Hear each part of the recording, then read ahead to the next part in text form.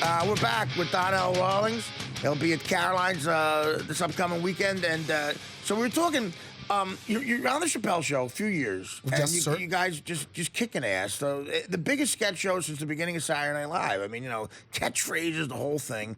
And, I've known Dave for a long time on and off, like for about 17 years. And he was always like one of the most talented guys, just real charismatic. You just knew. People don't realize before that show, he was a big star. He was like a mainstream. He was like Tom Hanks' best friend and You've Got Mail. He was like a mainstream guy. Yeah. But this was his voice and really. And, just describe what happened. Because I don't think a lot of people don't know exactly what happened. One day you go to work and he just is not there.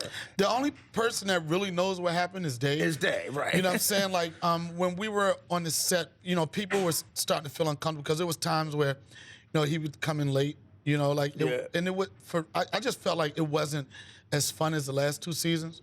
Yeah. And I felt something was strange with him. The last time I worked with him, we were doing a scene where I played the mummy, and he was a werewolf. Right. Right. And we were sitting there, and then, you could tell that he was in deep concentration.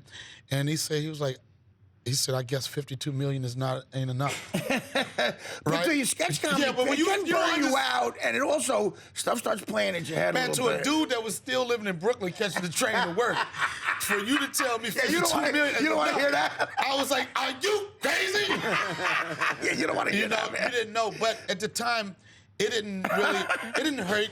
I say me and Charlie. Me and Charlie were probably like the second two leads on the Murphy, show. yeah. It didn't hurt, but I know it had to be weird for like the production people, that for them to like one day all of a sudden, you don't have a job. That's one thing. That is hard. But for me and Charlie, it was just for us because we weren't making a lot of money on the show.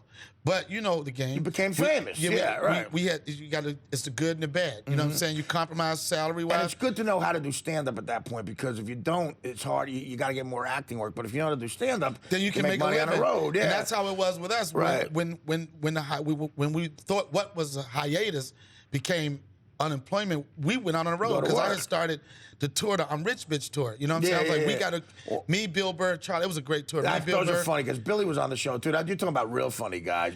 But so have you ever gotten a chance to talk to Dave and sit down? Yeah, I've hung out with him since then. Is he okay? Yeah, he's okay. Good, I mean, I'm the glad. first thing, when you see somebody like that and you care about him, you concern yourself with their mental state first. Right. That was first and foremost. You know what I'm saying? Like, when I saw him, he looked great.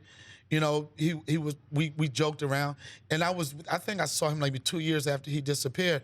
And it was a weird feeling because I wanted to hug him and smack him at the same time. I want to say, I love you, okay? What are you doing? Let's get this money. Because I've had my issues too with not that he had these problems, but I had mental problems caused by a lot of dope and everything else, blow, and I went through every problem. I did 2 years of sketch comedy with Mad TV, and it's hardcore stuff. Even when you're young, it's a lot of work, and you get burnt out on it. My first thought, especially knowing him, was I felt bad. I thought, God, I hope he's all right, man. I hope he's not in a living hell somehow mentally, but because you know the whole process, Artie. You know what I'm saying? So like for the average fan or whatever, a lot of times they're not concerned with that. They just want the product. They just want you to be funny. Right. They don't know the things, the dark side of what we do to get to that. Exactly. Cut. I hate myself. And action. And another thing, people don't want to hear that. They're like, what are you whining about? Yeah. It's like you got a dream job, you're doing everybody, and they don't want to know about it. And it's really, you can't explain it to them unless you've kind of walked in those shoes. Do you have a little time to hang out, or we got a band? Of course I have a time. I'm happy to see you, man. Yeah. No, you're a real dude, man. I mean, you're the only person I know will bump somebody in the club and pay them. I have so much respect. I got to tell a story real quick. Maybe like a year ago, I guess you were getting ready for someone you wanted to work out. I had a weekend in Caroline's. I had a Thursday, right? Right. And they asked me in a nice way.